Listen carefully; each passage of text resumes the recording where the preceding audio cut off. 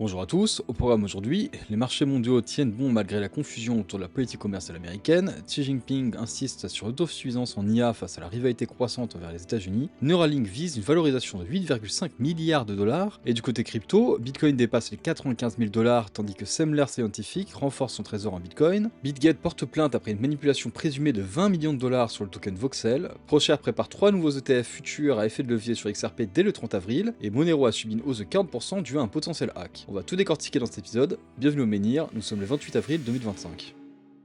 Pour la macro, les marchés boursiers mondiaux se maintiennent à leur plus haut niveau depuis plus de 3 semaines malgré l'incertitude persistante autour de la politique commerciale américaine, ce qui affaiblit également le dollar. Les actions européennes et asiatiques ont progressé modérément, tandis que les contrats à terme américains ont évolué de manière mitigée, avec une semaine riche en résultats et la publication de données sur l'emploi. Bien que le président Trump ait évoqué des avancées sur les négociations commerciales avec la Chine, aucune preuve concrète ne le confirme et la Chine rappelle activement qu'aucun dialogue n'est en cours. Les résultats des entreprises américaines sont globalement positifs, mais le dollar reste sous pression à cause de l'instabilité politique. Les analystes anticipent un assouplissement monétaire mondial, selon eux il y aurait 65% de chances que la Fed baisse ses taux, tandis que la BCE, elle, a fortement sous-entendu baisser ses taux en juin. À noter que la décision de la Fed sera fortement influencée par les statistiques du chômage, qui est actuellement en légère hausse, tout en ayant une inflation qui se rapproche sur 2%, permettant à la Fed de baisser les taux sans risquer d'impacter négativement l'économie. Les marchés des matières premières ont peu évolué, avec un or en léger repli et un prix du pétrole stable. Concernant ceux qui posséderaient des actions Tesla, le prix risque de grimper à moyen à court terme, car Elon Musk cherche à lever environ 500 millions de dollars pour Neuralink, visant une valorisation de 8,5 milliards de dollars, en forte hausse par rapport aux 5 milliards estimés en 2023. L'entreprise, qui a désormais reçu l'autorisation de la FDA, mène des essais cliniques sur son implant cérébral permettant à un patient de contrôler des interfaces numériques par la pensée. Musk ambitionne d'élargir l'usage de cette technologie au traitement des troubles neurologiques et à la communication télépathique, tout en faisant face à la concurrence de Synchron Inc. Le 26 avril 2025, le président Xi Jinping a insisté sur l'importance de l'autosuffisance en intelligence artificielle pour affronter la concurrence des États-Unis et contrôler les restrictions de ces derniers.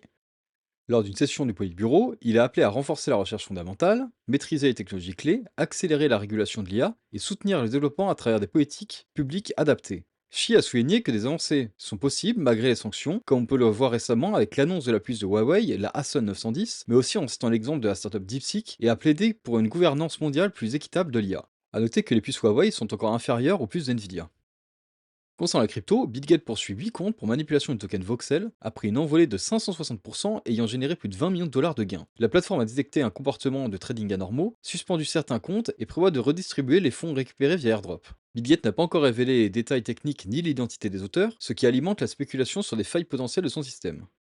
Semler Scientific, une entreprise américaine de technologie médicale cotée au Nasdaq, qui pour les curieux fabrique un appareil permettant de détecter rapidement des problèmes de circulation sanguine, suit l'exemple de Michael Saylor en augmentant ses avoirs de Bitcoin à 3303 Bitcoins, soit environ 314 millions de dollars, affirmant sa stratégie de faire du Bitcoin son principal actif de trésorerie. Son président, Eric Semler, a indiqué qu'il n'y a aucune intention de vendre, même en cas de baisse du Bitcoin.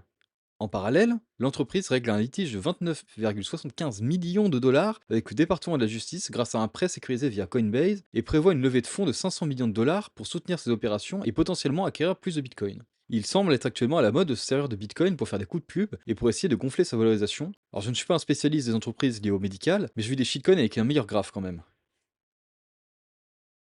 Ensuite, ProShare, un important émetteur d'ETF, lancera le 30 avril 2025 trois nouveaux ETF basés sur le contrat à terme lié au token XRP de Ripple.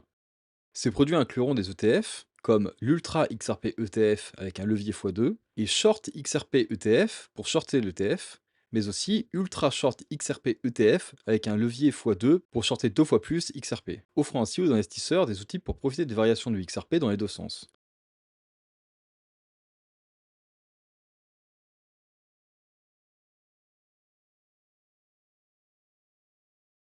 Aujourd'hui, le prix de Monero, donc le ticker XMR, a bondi de près de 40%, une hausse que le chercheur on-chain Zach XBT attribue à un hack. Selon ses analyses, 3520 bitcoins, soit environ 330 millions de dollars, ont été transférés depuis une adresse suspecte, puis échangés contre du Monero via plus de 6 plateformes d'échange. Cette opération de blanchiment a provoqué une augmentation soudaine de la demande en Monero, amplifiée par la faible liquidité du marché due au blacklisting du coin de la plupart des gros exchanges. Monero étant la seule crypto-monnaie anonyme, et non pseudonyme, comme le Bitcoin par exemple, c'est donc pourquoi elle est utilisée pour le blanchiment d'argent ou autre financement illicite. C'est en soi un espèce de cash virtuel.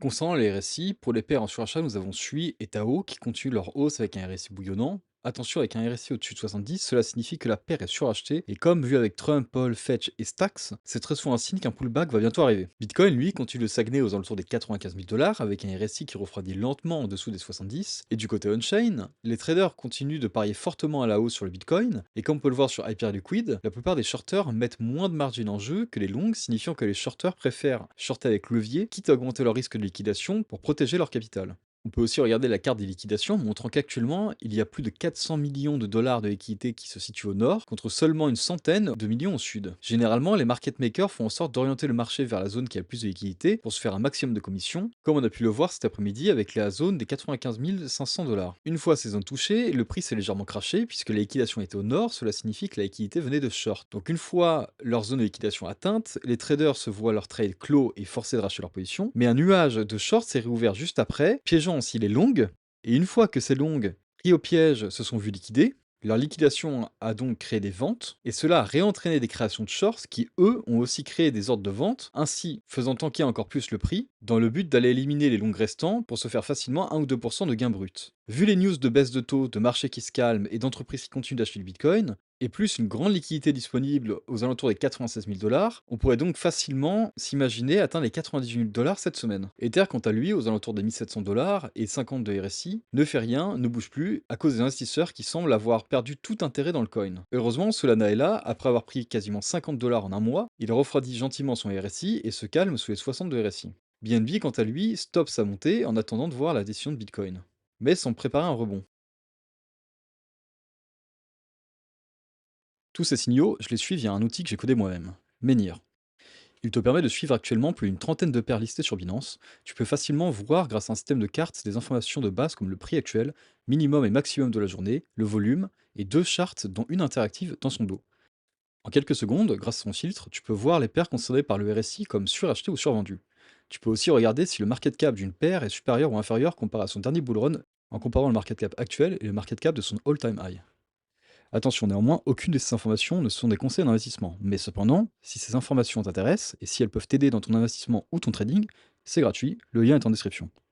Pour résumer, les entreprises continuent leur achat de Bitcoin, le marché se calme et le gouvernement de Trump arrête de jouer au yo-yo avec ces derniers. Malgré quelques mauvaises nouvelles, l'innovation continue et l'intérêt des grands fonds pour les cryptos revient. Les traders quant à eux ne lâchent pas leur soutien pour le Bitcoin, pavant la voie pour une bonne hausse en anticipant une baisse des taux. C'était les news du menhir, n'hésite pas à liker, commenter et t'abonner. Merci de m'avoir écouté, à demain.